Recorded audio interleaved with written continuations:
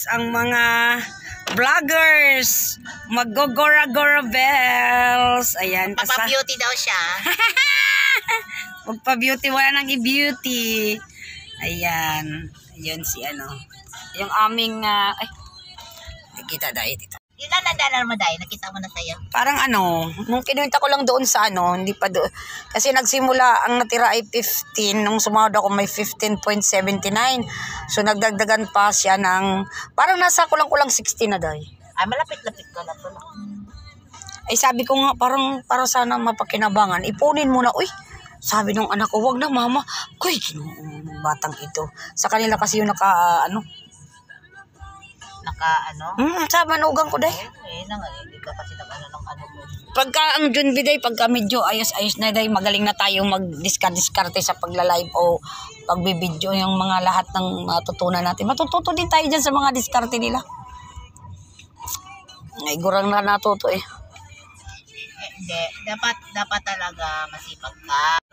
Pero libang-libang nga din. Siguro kung makita ko rin na, sige kuya, go. Makita natin na ano-ano rin. O, kung may kasi ako nga, Diyos ko, ginoo ko. Yan guys, nandito na kami. Ayan, kasama namin yung anak na pangalawa ni Daita Bibing. Ayan, sinamahan kami. Ayan, nandito kami sa Pink to Pink. Magpapafacial daw guys kami. Lilibre ako ni Daita Bibing.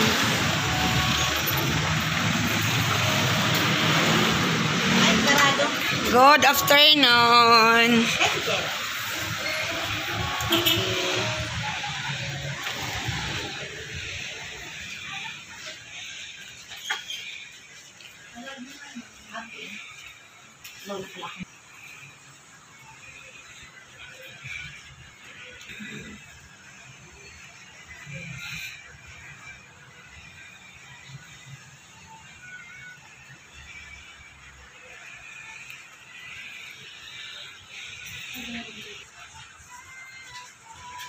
May diamond pins ka. Si ano, bebe.